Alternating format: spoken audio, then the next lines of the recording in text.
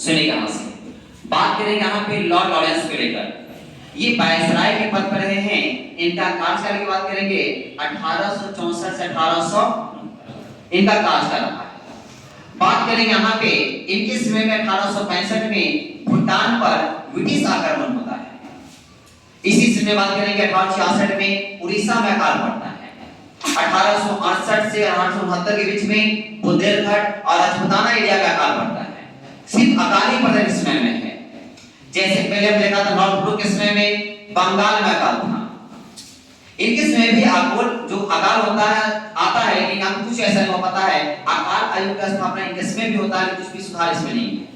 इनके बात करेंगे लॉर्ड लिटन साहब, देखिएगा लॉर्ड लिटन का शासन की बात करें 1876 से 1880 इनका कार्यकाल रहा है। इनका उपनाम है ओवेन बेनेडिक्ट। देखेंगे बेसिस क्या है, पुरस्कार है, साहित्यकार है और लेखक भी व्यक्ति। बात करेंगे इनके समय में अकाल आता है। अकाल कहां? बंबई, मद्रास, पंजाब, हैदराबाद, मध्य भारत। याद कैसे करना है? जैसे अकाल पड़ेगा तो याद रखना है बीएनपी को। बीएनपी है बी से बंबई, एम से मद्रास, पी से पंजाब, है से हैदराबाद, मध्य भारत खत्म। अकाल पड़ता है। इनका कार्य होना चाहिए था कि अकाल में सुधार करना। और ऑलरेडी यहाँ पे उड़ीसा में, बुंदेलखंड में, राजपूताना में, बंगाल में हर जगह अकाल है। फिर भी क्या ला रहे हैं? राज उपाधि अधिनियम 1876। अब यहाँ पे उपाधि वाले खेल रहे हैं दूसरे को देने का। महारानी विक्टोरिया को बुला लेते हैं और कहते हैं कि आपको ब्रिटिश का समावेश घोषित कर रहे हैं, आपको केसर हिंद की उपाधि आपको दे रहे हैं 1 जनवरी 1870। और कहते हैं इतना ही नहीं, पहली बार प्रथम दिल्ली दरबार जो होता दरबार लगता 1870 में प्रथम दिल्ली दरबार इनका एक हो गया। तब इनका नजर रहा जाता है कि जब इतना अकाल पड़ चुका है तब यहाँ पे एक आयोग आता है, अस्ट्रेची आयोग आता है। बैठक होता है, इन्हीं की अध्यक्षता में आता है। बैठक होता है, लिटन के पास जाता है एप्लीकेशन, लिटन साफा उसको नकार जाता है। कोई भी सुधार उसको करने का प्रयास बिल्कुल नहीं करता है। तब यहाँ पे नहीं करता है, तब भारतीय लोग यहाँ पे प्रेस के माध्यम से इसका विरोध करना शुरू कर देते हैं। जैसे विरोध करना शुरू कर देते हैं तो लगे फिर एक एक्ट लिया जाता है, बांद्रा प्रेस एक्ट लॉ लिटन 1878 में। अब यहाँ पे शर्त ऐसा इसमें है कि कोई भी भारतीय भाषा का प्रयोग नहीं करेगा। दूसरा है कि अगर कोई कर दिया और कोई बोल दिया तब उसका प्रेस और उसके संपत्ति को काट दिया जाएगा, जब्त कर लिया जाएगा। इसी के बीच में देखा था सोम प्रकाश ईश्वरचंद विद्यासागर के द्वारा प्रकाशित था। ये सोम प्रकाश को बैन कर दिया गया।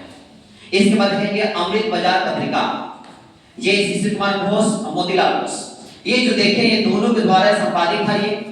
और यहाँ पे राताराती क्या करते हैं कि इसको इंग्लिश में कर देते हैं, नाम है ABP अमृत बाजार पत्रिका हो जाता है इंग्लिश में, अंग्रेजी में छपना शुरू हो जाता है। पहले जो पत्रिका हुआ करती थी ये पत्रिका साप्ताहिक हुआ करती थी, फिर ये पत्रिका दैनिक हो गया है।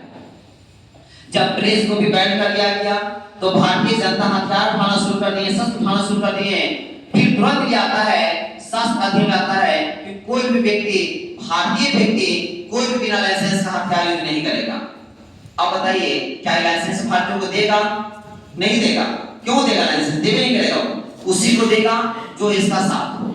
जैसे एक अखबार है पायनियर अखबार, कौन अखबार? पायनियर। ये जो देखिए यहाँ से है बांद्रा प्रेस एक्ट का, इसका जो एक तरह से समर्थन करेगा, कौन करेगा? समर्थन। नाम है पायनियर अखबार। ये अखबार के हमने समर्थन कर दिया है। यहाँ सुनिएगा, ये लाते शास्त्र अधिनियम में आते हैं और यहाँ पे हथियार को भी बैन कर दिया कि भारतीय नहीं करेगा।